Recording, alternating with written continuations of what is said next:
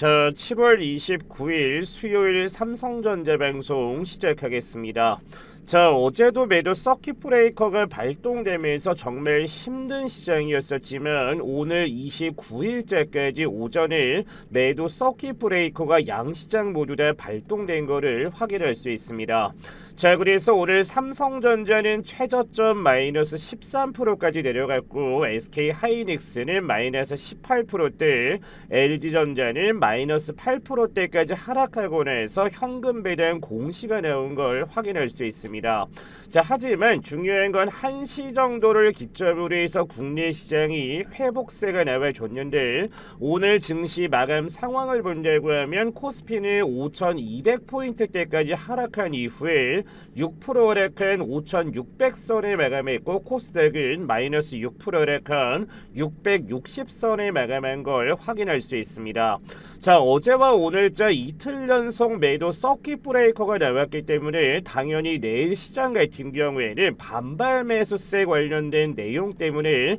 강세장이 예상되지만 지난 영상에서 저희 시청자분들께 지금처럼 7월 한 달 동안 조정세가 나올 수 있는 이유는 제가 뭐라고 얘기를 드렸습니까? 지난 6월 달까지 국내 코스피 포인트가 9300포인트대까지 별다른 조정세가 없이 미친 듯이 상승했기 때문에 당연히 국내 코스피 시장이나 코스닥 시장 같은 경우도 매수 거래 대금이 많은 만큼 당연히 굉장히 무거울 거다라고 얘기를 드렸고 제가 7월 한 달 같은 경우에는 조정세를 보일 가능성이 굉장히 높다라고 얘기를 드렸습니다. 자, 그래서 시장이 지금 망한 거 아니냐, 시장이 그냥 단일 레버리지 상품 때문에 조정을 주는 게 아니냐라는 내용들도 많기는 하지만 그동안 국내 시장 자체가 너무나 많이 올랐기 때문에 다시 한번 시장이 상승하기 전에 현재는 강한 조정세를 줬기 때문에 이번 7월 달에 서킷 브레이커나 사이드카가 지속적으로 발동됐다라고 생각하시면 됩니다.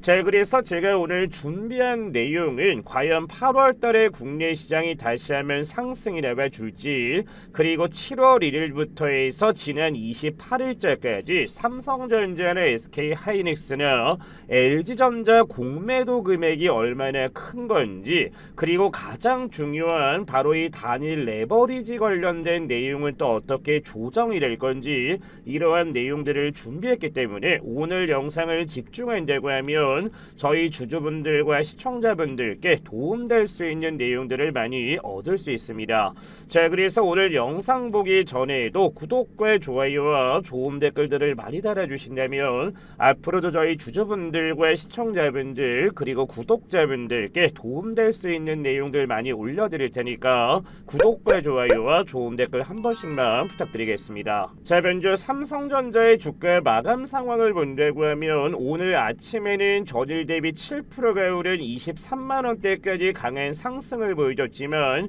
시장이 무너지면서 최저점인 18만 9천원대까지 하락한 이후에 현재 대체거래소 시장에서는 전일 대비 2% 하락한 21만원대 주가 유지하고 있는 걸 확인할 수 있습니다. 자, 제가 월봉으로 봤을 때 지난 영상에서 뭐라고 얘기를 드렸냐면은 7월 달에 시장이 무너졌을 때는 상단 볼린저 밴드가 받치고 있는 대략 20만원 초반까지는 주가가 밀리고 난 이후에 다시 하면 차근차근 주가가 회복될 가능성이 높다라고 얘기를 드렸습니다. 자, 현재까지 국내 시장에서 이러한 상황이 나왔었던 적이 없기 때문에 25년도부터 해서 26년도 상반기까지 별다른 조정세가 없이 강한 상승이 나와줬지만 이번 달에 지금처럼 강한 조정세를 보이는 건 영상 앞전에 말씀드렸다시피 매수 물량들 자체가 너무나 많았기 때문에 다시 한번 국내 시장이 상승하기 전에 지금처럼 삼성전자를 비롯한 하이닉스나 국내 코스피 종목들이 강하게 조정세를 보이고 있다라고 얘기를 드렸습니다. 자, 그래서 오늘자 나온 내용을 본다고 하면 삼성전자와 SK 하이닉스 하이닉스 단일 레버리지의 손실이 무려 56조 원 정도가 추정이 된다라는 내용이 있는데,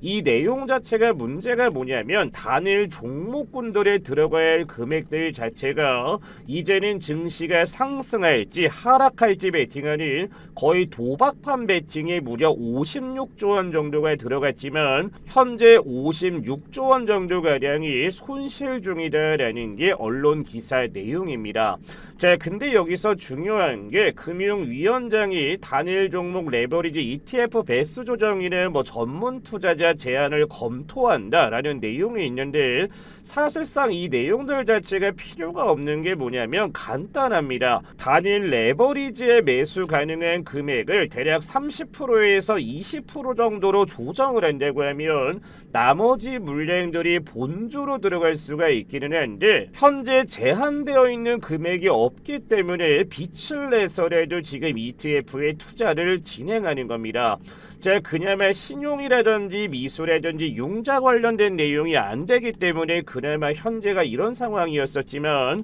현재 상황에서 단일 레버리지를 조정하려면 내가 예를 들어서 계좌의 전체 주식 가지고 있는 대금 자체가 100만 원이라고 하면은 대략 30만 원 정도면 단일 레버리지에 투자할 수 있게끔 제한만 뒀어도 지금처럼 이렇게 국내 시장이 심각하게 흔들렸을 가능성은 없지만, 앞으로 이렇게 변경될지는 미지수기는 하지만 이번 8월 달부터 바로 단일 레버리지 관련 조정안이 시행되기 때문에 저는 이번 8월 달부터는 국내 시장이 다시 한번 강한 상승세가 나올 가능성이 높다라고 생각을 합니다. 자, 그렇다면 이번 7월 달 국내 시장이 하락세가 나와주면서 7월 공매도 대금 관련된 내용을 본다고 하면 추정치기 때문에 정확한 금액은 아닙니다. 자, 먼저 SK 하이닉스부터 본다고 하면 7월 1일째부터 지난 28일까지 누적 공매도 대금이 약 3조 5천억 정도에서 4조 2천억 정도로 추정되며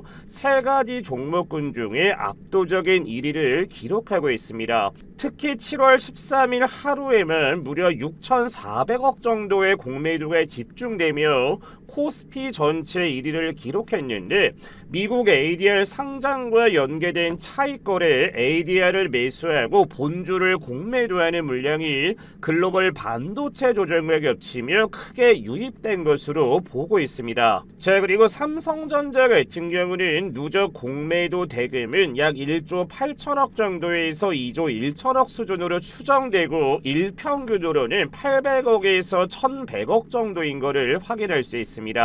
지수 변동성이 커진 날, 특히 13일과 7월 28일 대형주 급락장에서 1일 공매도 대금이 1,000억 원을 넘어서는 등 급증하는 모습을 보여줬는데, 시가총액이 워낙 크다 보니 대금 규모 자체는 크지만 전체 대금 대비 비중으로 봤을 땐 0.5%에서 2.5% 수준으로 상대적으로 안정적인 편이지만, 오늘 29일자 같은 경우도 공매도 대금이 아침에 쏟아져 나왔을 거기 때문에 해당 수치보다는 더 크다라는 게 더 중요한 겁니다. 자, 마지막 LG전자 같은 경우는 누적 공매도 대금은 약 3,500억 정도에서 5천억 수준으로 세 종목 중 가장 적은데, 일평균으로는 180억에서 280억 정도고, 업종 전반의 공매도가 몰린 날에도 하루 300억에서 400억 선을 넘지 않으며 비교적인 방어된 흐름을 보였던 걸 확인할 수 있습니다.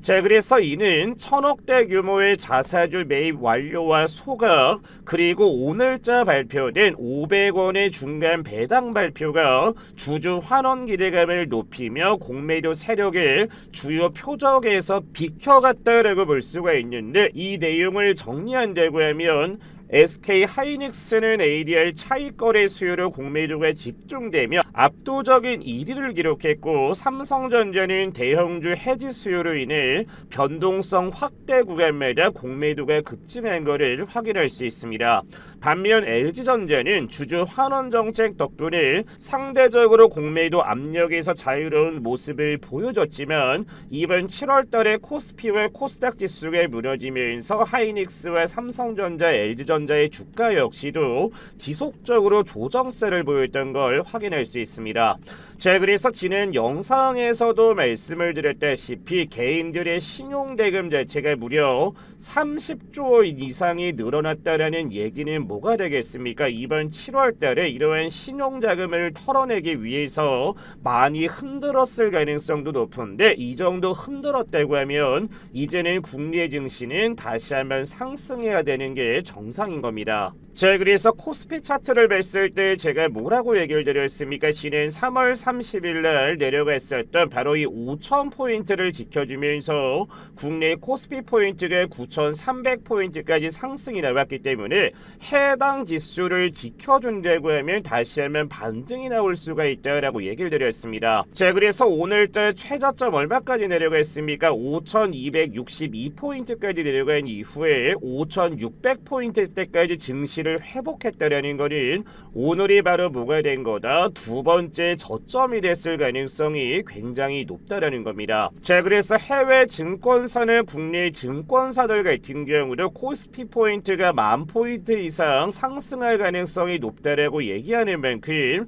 오늘처럼 이렇게 두 번째 바닥 구간에 잡혔다라는 것은 다시 한번 증시가 더 크게 상승하기 위해서 지금처럼 이번 한 달 동안 조정을 줬다라고 생각하지만, 지금부터 담고 계신 분들이거나 직전에 좀 높은 가격에 공략한 분들은 이런 구간의 평균 단가는 신규 매수를 진행하고 나서 다시 한번 코스피 포인트가 직전 고점을 뚫어냈을 때는 두 번의 뭐가 나왔다? 쌍봉이 나온 이후에는 그때부터 다시 한번 조정세를 보일 수 있기 때문에 저는 충분히 이번 연도 하반기에는 직전에 올라갔었던 코스피 9,385포인트를 넘어서 코스피는 충분히 10,000포인트 이상대까지 오를 가능성이 높다라고 생각하기 때문에 지금처럼 하락하는 구간에 감정적으로 그냥 손절하거나 하는 것보다는 바닥 구간에서 차분하게 참으면서 분할 매수로 대응한다고 하면 이번 연도 하반기에 충분히 수익 실현이 가능하다라고 생각을 합니다. 자, 그리고 지금 영상을 보고 계시는 저희 주주분들과 구독자분들과 시청자분들께 정말 중요한 내용 하나만 말씀드리겠습니다.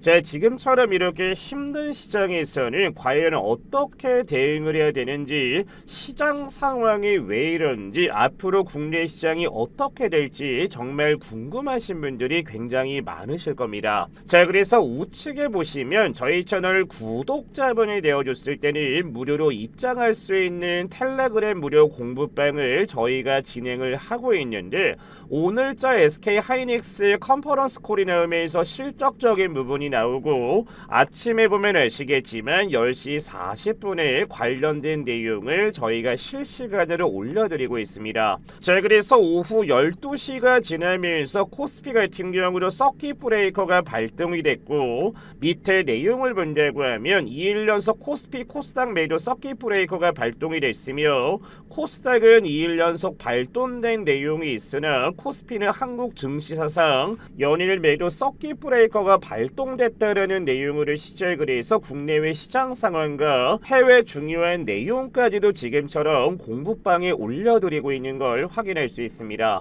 자, 그래서 지금 영상을 보고 계시는 저희 시청자분들도 제가 오늘 영상을 올려드리면 영상 하단에다가 구독자 무료 텔레그램 공부방에 입장할 수 있는 제가 링크를 걸어두었는데, 해당 링크를 클릭을 하게 되면 입장 요청하는 칸이 뜹니다. 자, 그래서 입장 요청을 눌러주시고 나서 010-8114-5234번으로 해서 구독이라고 문자를 남겨주시면 저희 채널 구독자분이구나 라고 생각을 해서 실시간 제가 확인하고 입장할 수 있게 승인을 해드릴 겁니다. 자, 그래서 지금처럼 이렇게 어려운 시장에서 어떻게 대응을 해야 되는지, 앞으로는 어떤 섹터를 또 봐야 되는지 정말 고민이 많으시다고 하면 공부방에만 입장을 하셔도 정말 많은 도움을 얻을 수가 있을 겁니다. 자, 그래서 지금 영상을 보시는 분들도 해당 링크를 클릭하고 나서